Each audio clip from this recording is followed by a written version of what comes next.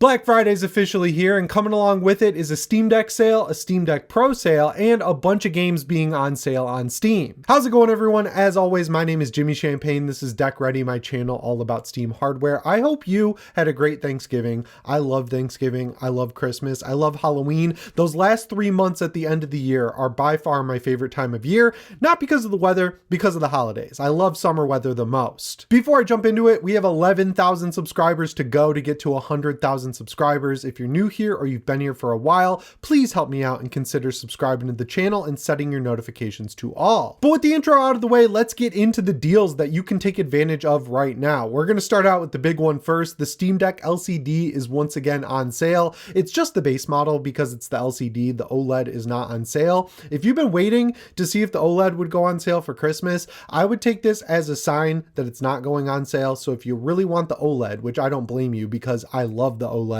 you should feel okay buying it for full price now at this point and not really hold out for the Christmas sale for it to drop cheaper. But if you just want the absolute dirt cheapest way to get into the Steam Deck ecosystem to learn how SteamOS works, I can't recommend the Steam Deck LCD enough, especially at $319.20. Like, that is an incredible deal for by far the best handheld on the market. If you do get this 256 gig model, you need to expand the memory in some fashion. Thankfully, because it's Black Friday weekend, both SSDs and micro SD cards are on sale. If you want a 1TB micro SD card, they're on sale for less than $100, which is a pretty good price. They have 2TB micro SD cards. I think those are on sale for around $150 to $170. So you're paying a little bit more for double the storage. I have a 2TB one, and the reason you might want to consider that is when the Steam machine is out and the Steam frame is out, you're going to be able to take that SD card out of your Steam Deck and pop it into either of those devices, and your entire library will instantly populate. So you won't have to re-download games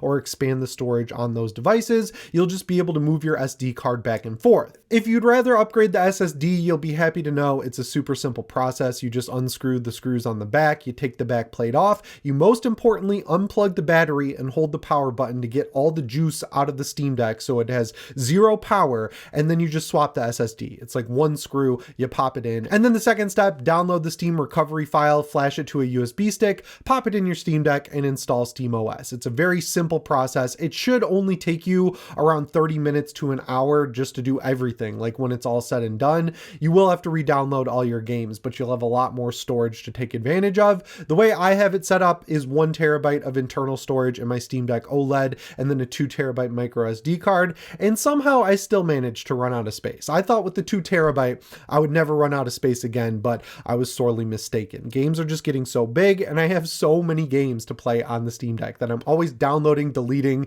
re-downloading, and moving games around on the device. So get ready for that regardless of what size storage you go with. And if you're one of those people who are on the fence, and I know you're out there because you talk to me on Twitter at deck_ready, you talk to me on Instagram at deck.ready, you let me know you're worried about the Steam Deck 2 coming out very soon. I mean, we have heard Valve talk about this so many times, but just to reiterate it, they are waiting for a generational leap in performance. Not 30% better, not 50% better, 100% better or more. And that tech doesn't exist yet because the other caveat that they're waiting for is that they don't want the battery life to be a second less than the battery life that you currently get on the Steam Deck OLED. So until that prerequisite is met, you're not going to see a Steam Deck 2. As for when that's going to happen, I would guess 2028 because that's when Xbox and PlayStation are looking to release their native handhelds that'll run next generation games. They're all using AMD chips that are semi-custom pretty much across the board. So if AMD has semi-custom chips that are that power spec ready to go for 2028,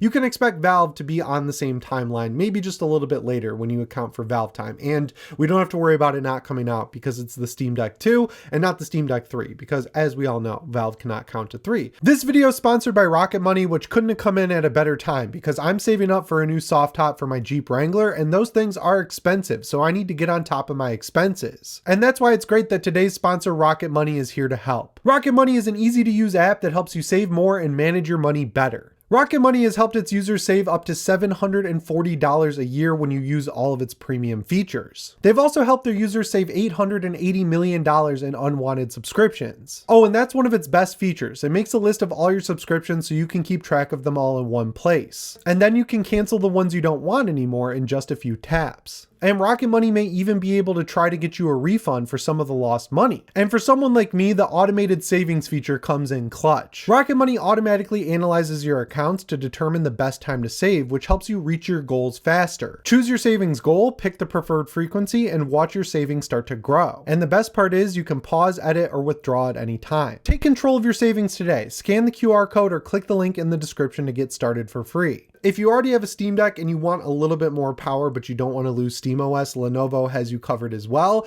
They have discounted the Legion Go S over at Best Buy, the Z1 Extreme version with SteamOS, down to $650, which is less than, I think, the cost of the 1TB Steam Deck OLED. It might be the exact same cost. With it, you're getting the Z1 Extreme processor, which is a lot faster than the Steam Decks. Like, I've tested some of the heavier games like Forza Horizon 5, Hogwarts Legacy, Arc Raiders. I run them at 800p and I can usually get 60 FPS or more running at the low or medium presets. So anything heavy like that, if you play those games mostly, you might want to consider picking up the Lenovo Legion Go S, but you got to act fast because the sale only lasts till December 1st. If you are considering upgrading from the Steam Deck or Steam Deck OLED to the Legion Go S, I'm going to give you some caution that just because it has more power does not in any way mean it's a better device. Ergonomically, this thing is really good. I think people are a little hyperbolic with that though. It's not any better than the Steam Deck, and honestly, my right hand gets tired when I use the Legion Go S. I don't know why, because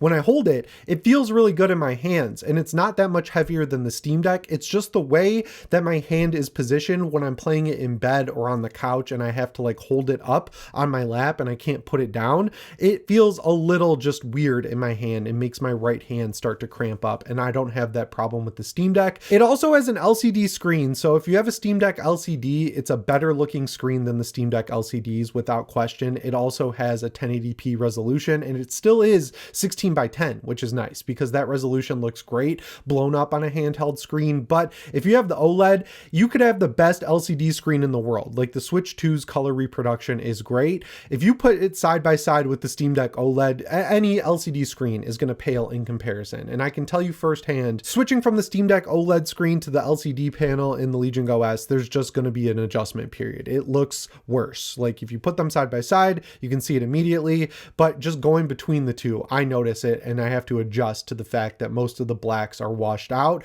on the Legion Go S screen. With that said, it is a good screen for this device, but the biggest issue this device has is the battery life. Even though it's massive, they didn't pack a big battery into it. So at maximum, even if you run it at 17 watts, which I wouldn't recommend because the Z1 Extreme is nowhere near as efficient as the Steam Deck's chip, you're going to get at maximum like 2 hours of battery life out of this thing. It's basically enough to last you 75% of any flight. But yeah, I play this thing basically tethered at all times. Whereas with my Steam Deck, I can play it in bed or in my living room or something like that without a charger and not be a little stressed out. With the Legion Go S, if I left the house with this handheld without the charger, I would be stressed out. And the last thing to consider is the fact that even though it's on sale for $650, which is a decent price for the Z1 Extreme, that's the price it should have started at. If we're being real, it is a horribly inflated device that is absolutely overpriced. So I'd like to see them drop the MSRP to $650 and then put it on sale from there. But all of those slightly negative points in mind, if all you really care about is more performance, being able to use an eGPU, you really plan on using this thing docked to play some AA games on your monitor with a keyboard and mouse, I think that's when you could start considering it. And at $650, it's in the realm of something that's worth buying. I've seen a lot of people buy them and be happy with it. I've never seen someone upgrade from the Steam Deck to it and be happy with it. So that's my perspective as someone who owns it.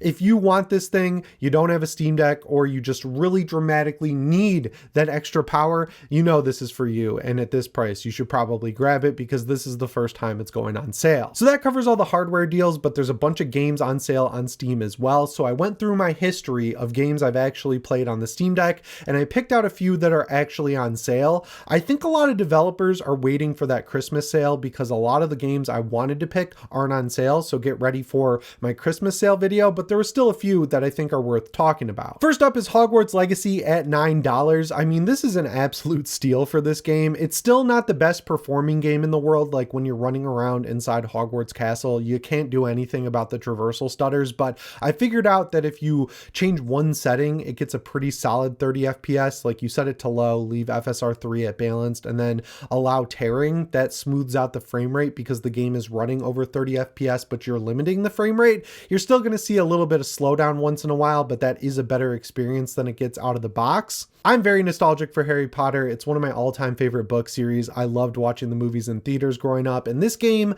doesn't get enough credit for how well it fits into that world. Like, it splits the difference between the movies and the books in terms of what it wants to look and feel like, and getting to explore Hogwarts and the grounds around it through the different seasons throughout the year is amazing. So for $9, I feel like it's worth the gamble. And if you have a bigger, beefier gaming rig, if it doesn't work right on Steam Deck for you, or it's not up to your standard, you can at least play it there. There are tons of mods out there that allegedly fix the performance, but 9 times out of 10 when I try these engine tweak mods, it's just snake oil, and it removes so many features that the game ends up looking like a PS3 game. So I don't know if it's worth modding it. Forza Horizon 5 is at its all-time lowest price of $20.99. This game works great at its high preset. You lock it to 45 FPS. Just make sure you set your GPU to 1100 megahertz. I have no idea why, but that just eliminates all the stuttering. It's a little more expensive if you buy the DLC. I would not recommend the Lego expansion or the Rally Adventure because they're both kind of half-baked, but some of the extra car packs are worth it. But even if you skip, there are so many cars in this game that you'll never run out or feel like you're missing out if you don't buy the DLC. If you want a game that'll carry you for years, the Master Chief Collection is $9.99. You get Halo Combat Evolved, you get Halo 2, you get Halo 3, you get Halo 4, you get Halo ODST, you get Halo Reach. You get all the good Halo games, like all the best of the best that the series has to offer. You know, it's a pretty good collection when the worst game in it is Halo 4, because even though, 343 rightfully gets a lot of criticism, Halo 4 I think was my favorite game that they made. The story really hit hard, even if some of the level design and some of the combat tweaks didn't work for me. This game runs at a lock 60 on both Steam Decks. You can push it to 90 if you're playing the older ones. The multiplayer works great. I love playing firefight mode. If you don't have this on Steam, you should just buy it to have it. It's in that Half-Life 2, Left 4 Dead, orange box style tier where it just looks weird if you show your friend your Steam library and you don't have the Master Chief Collection. I know people like playing Halo Infinite's multiplayer, but you've got to drop the settings so low that it just doesn't look right to me, and I'd rather play the games I grew up with. So yeah, get the Master Chief Collection if you don't already have it. Hitman World of Assassination is on sale for $27.99. You get all 3 Hitman games, Hitman 1, 2, and 3, which is infinite content. There's also like a level creator. They have these contracts that update all the time. I don't know if those are available forever or if they're time gated. Right now, I think you can kill Eminem in the game, which is kind of crazy. This game just looks and runs so damn good on the Steam Deck, and the amount of content there is absolutely nuts. And it's not a fast-paced shooter. You can play it slow. If you have a Steam Deck LCD, just keep the settings the same and set the VSync interval to 2 and leave it at 60 FPS and 60 Hertz, because if you use the frame rate limiter, it messes with the camera, makes it stuttery, but VSync set to 2 locks it to 30 FPS. If you have the Steam Deck OLED, put this launch command in. I'm putting it below me right now, and it'll lock the game to 45 and just leave VSync set to 1 so it's locked to 90 FPS, and then you'll get 45 FPS pretty much locked. Again, this is like a killer app for the Steam Deck, and if there's one game you buy on the list, it should be this one. And the last recommendation I have is Dying Light. This is the game I put the most time into this year on the Steam Deck. I put 70 hours into it exclusively playing on the Steam Deck. It's $4.99. It comes with Dying Light and Dying Light The Following, which is an expansion that may as well have been a standalone game because it's so different and honestly a little bit better than the original game, if you're asking me. The amount of content you get here for $4.99 is insane. Like, you have 70 hours worth of story content. If you want to 100% it, do all the side quests, you could easily get up to 100 hours or more. Co-op works fine, and the version that's on sale for $4.99 comes along with a bunch of extra DLC skin packs and weapon packs and everything like that. So you're not hitting the ground running with just the base package for $4.99.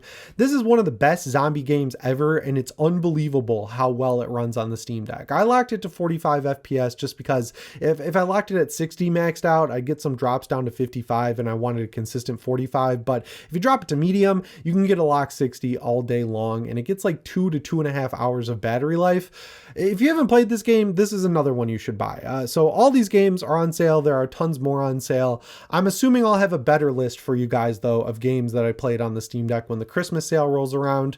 I'm just guessing that a lot of the developers want to do one sale this year instead of two. But that brings me to the end of the video. Once again, I hope you had a great Thanksgiving, and thank you so much for dealing with all the sponsors lately. I tried to plan that out to not have them be back to back to back, but just because of how the approval process works with sponsors, they all got put right there jammed up next to each other.